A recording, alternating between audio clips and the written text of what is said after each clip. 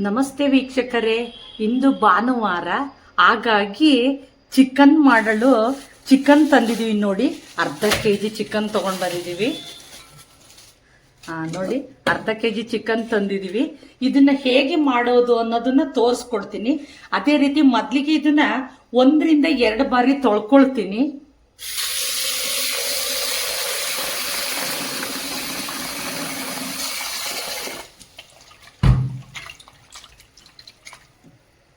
ನೋಡ್ರಿ, ಇದೇ ರೀತಿ ನೀವು ತೊಳ್ಕೊಳ್ಳಿ. ಚಿಕನ್ ತಗೊಂಡು ಬಂದು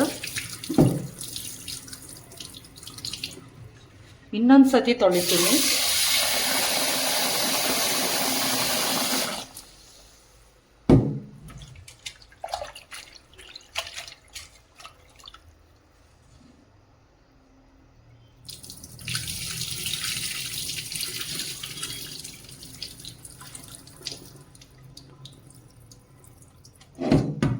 ಈ ರೀತಿ ತೊಳ್ಕೊಳ್ಳಿ. ವೀಕ್ಷಕರೇ ನೋಡಿ, ಅರ್ಧ ಕೆಜಿ ಚಿಕನ್ನ ತಗೊಂಬಂದು ನೀಟಾಗಿ ತೊಳೆದಿಡ್ಕೊಂಡಿದ್ದೀನಿ. ಇವತ್ತು ಹಸಿಮೆಣಸಿನ್ಕಾಯಿನ ಚಿಕನ್ ಸಾರು ಅಥವಾ ಗ್ರೇವಿ ಮಾಡ್ತಾ ಇದ್ದೇನೆ. ಅದಕ್ಕೋಸ್ಕರ ಒಂದು 10 ಹಸಿಮೆಣಸಿನ್ಕಾಯಿ, ಹಸೆ ಶುಂಠಿ, ಬೆಳ್ಳುಳ್ಳಿ, 2 ಟೊಮೊಟೊ, 2 ಈರುಳ್ಳಿ, ಹಸಿ ಕೊಬ್ಬರಿ ತುರಿದಿಟ್ಕೊಂಡಿದ್ದೀನಿ. ಹಾಗೆ ಕೊತ್ತಂಬರಿ ಸೊಪ್ಪು, ಧನಿಯಾ ಪುಡಿ, ಒಂದು 5 ಏಲಕ್ಕಿಕಾಯಿ, 5 ಲವಂಗ, 5 ಚಕ್ಕೆ ಪೀಸು, ರುಚಿಗೆ ತಕ್ಕಷ್ಟು ಉಪ್ಪು, ಅರಿಶಿಣದ ಪುಡಿ, ಅಡಿಗೆ ಎಣ್ಣೆ ಹಾಗೂ ತುಪ್ಪ.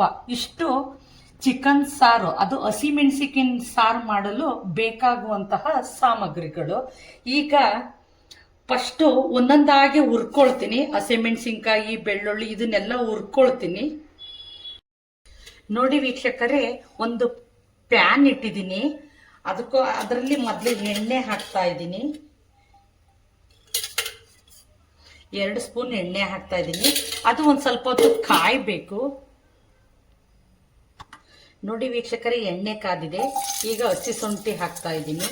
ಇದನ್ನು ಒಂದು ಸ್ಪೂನಿನ ಸಹಾಯದಿಂದ ಈಗ ತಿರುಗಿಸ್ತಾ ಇರಬೇಕು.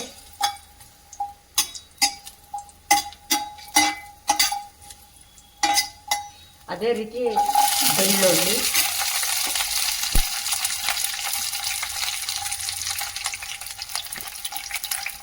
ಇದನ್ನು ಸಹ ಚೆನ್ನಾಗಿ ಉರಿಕೊಳ್ಬೇಕಾಗುತ್ತೆ. ಸ್ವಲ್ಪ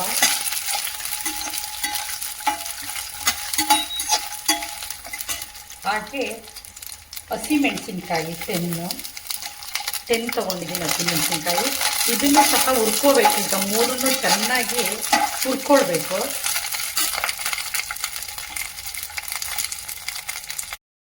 ನೋಡಿ ವೀಕ್ಷಕರೇ, ಹಸಿಮೆಣಸಿನ್ಕಾಯಿ, ಬೆಳ್ಳುಳ್ಳಿ ಮತ್ತು ಹಸಿ ಶುಂಠಿ ಕಲ್ಲಿದೆ.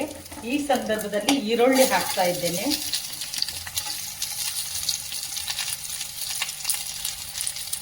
ಇದನ್ನು ಚೆನ್ನಾಗಿ ಸ್ಪೂನಿನ ಸಹಾಯದಿಂದ ತಿರುಗಿಸ್ಬೇಕು. ಇದು ಚೆನ್ನಾಗಿ ಕಲ್ಲಬೇಕು ಎಣ್ಣೆಯಲ್ಲಿ.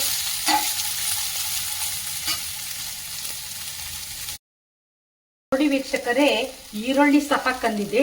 ಈ ಸಂದರ್ಭದಲ್ಲಿ ಟೊಮೊಟೊನ ಹಾಕ್ತಾ ಇದ್ದೇನೆ. ಟೊಮೊಟೊನ್ನು ಚೆನ್ನಾಗಿ ಕಂದಿಸ್ಕೊಳ್ಬೇಕಾಗುತ್ತೆ.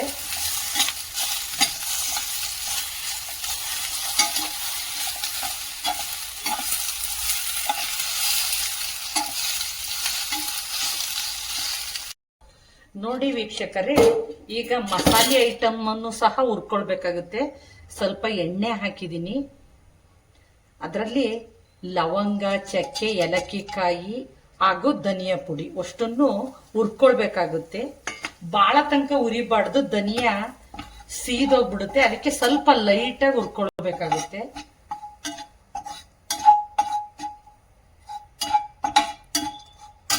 ವೀಕ್ಷಕರು, ಈಗ ಚಿಕನ್ ಸಾರಿಗೆ ಚಿಕನ್ನ ಒಗ್ಗರಣೆ ಹಾಕ್ತಾ ಇದ್ದೀನಿ. ಅದಕ್ಕೆ ಮೊದಲಿಗೆ ಒಂದು 5 ಸ್ಪೂನ್ ಎಣ್ಣೆ ಹಾಕೊಳ್ತಾ ಇದ್ದೀನಿ.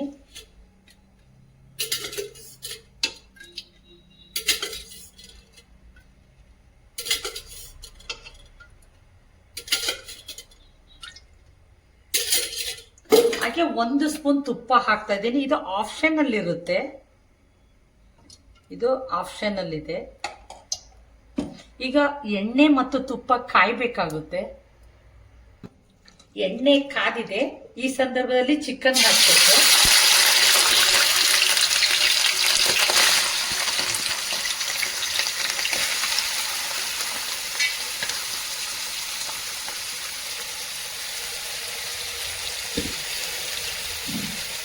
ಚಿಕನ್ ಹಾಕಿ ಒಂದು ಸ್ಪೂನಿನ ಸಹಾಯದಿಂದ ತಿರುಗಿಸ್ಬೇಕು.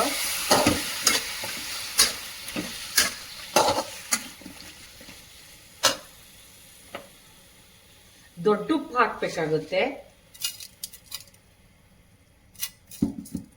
ಹಾಗೆ ಅರಿಶಿನ ಪುಡಿನೂ ಹಾಕಬೇಕು. ಎಲ್ಲವನ್ನು ಹಾಕಿ ತಿರುಗಿಸ್ಬೇಕು.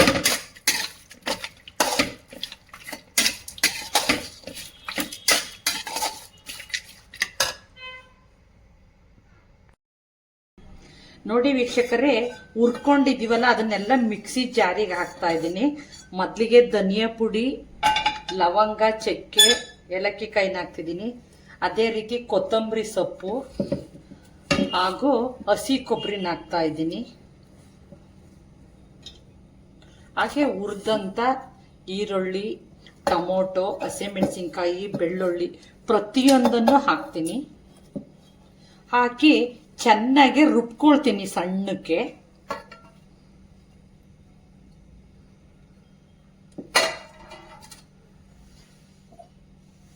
ಸ್ವಲ್ಪ ನೀರು ಹಾಕ್ತೀನಿ.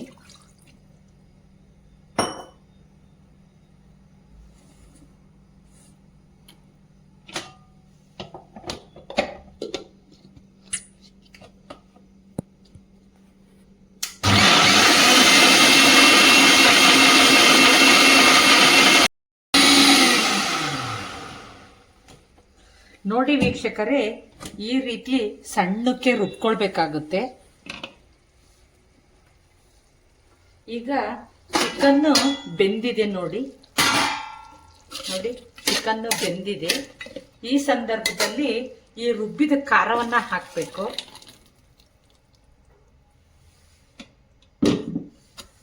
ಖಾರವನ್ನ ಹಾಕಿ ಎಲ್ಲ ಮಿಶ್ರಣ ಮಾಡಬೇಕು.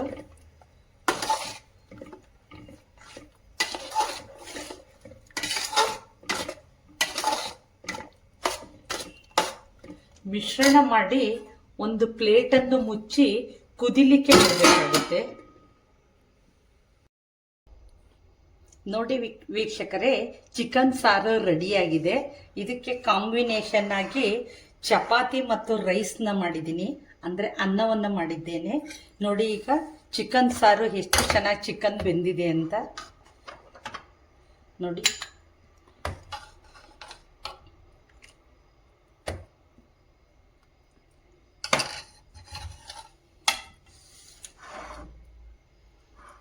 ನೋಡಿ, ನಾನು ಮಾಡಿದಂಥ ಚಿಕನ್ ಸಾಂಬಾರು ನಿಮಗೆ ಇಷ್ಟವಾಗಿದ್ದರೆ like, comment, share, subscribe my channel.